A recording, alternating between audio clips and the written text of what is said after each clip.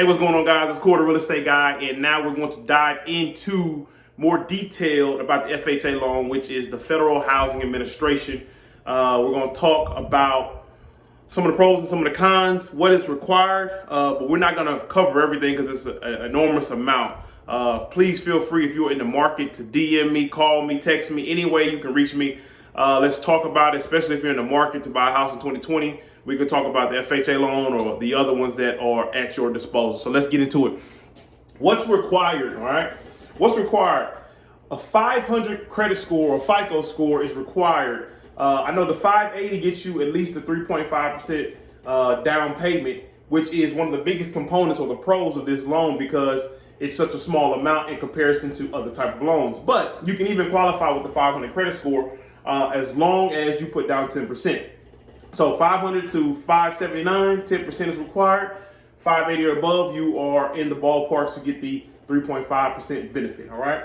Also, 50% or less of your income has to be catered towards the debt to income. So your debt, pre-tax is what that means. 50% of what you make before taxes come out can be applied to debt or less. The less, the better, okay? If you can keep that number lower than 30%, that's ideal. And that'll get you the best interest rate around, but 50% or less allows you to qualify. It must be your primary residence, and you're gonna have to pay mortgage insurance premium, okay? There's no way to get away from that. What that is it's just insurance for the lender, and the lender is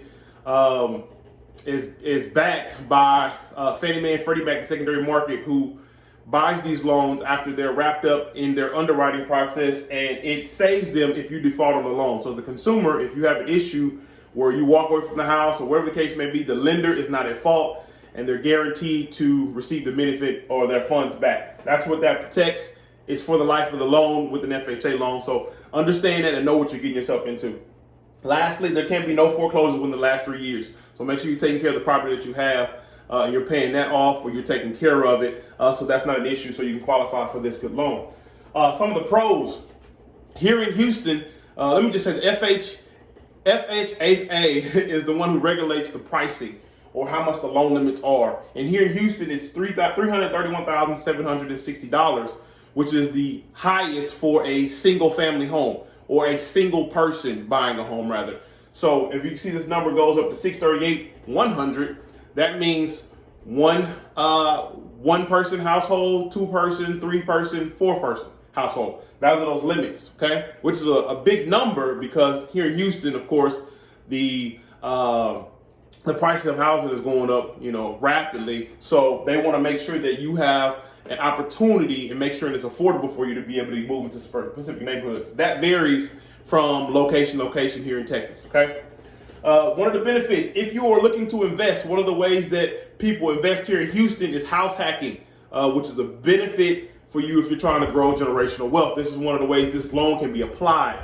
It can be applied to any home that has 1 to 4 doors or 1 to 4 units. So that's your single family, that's your duplex, that's your triplex, and that's your quadplex. And house hacking is another thing, but if you want to buy a home using this loan, as long as it's your primary residence and you are staying in one of those units, have somebody else move into the other units and they pay your loan for you. So it's a benefit. You can use that loan to do that. You can couple this loan with down payment assistance.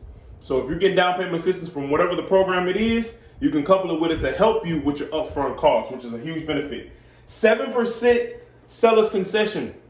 That's amazing. 7% of a loan is a lot. If a seller is willing to give even a percentage of that, 7% on a $100,000 house is $7,000. Your closing costs won't be $7,000, but if it's given to you or awarded to you, it's 7% of whatever the sales price is, which is a huge benefit.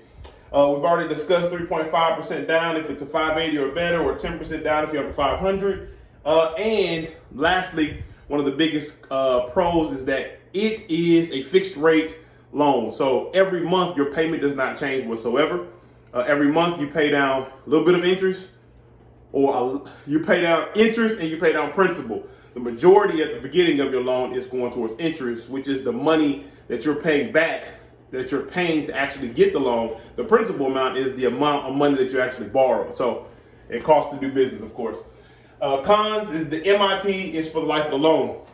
With the cons, you can't change it unless you refinance it or you sell it. And then the amount of interest that you pay over the 30 years, if you pay the exact amount every single month, is going to be a hefty amount. But it's also disclosed on your closing disclosure that you receive 3 days before closing, and it shows that amount. But there's ways around that. There's refinancing, and there's also, if you have a little bit of money, a little bit of spare change, or you don't go out to eat that one time this month, that money can be applied to your principal every month. You pay less interest over time. So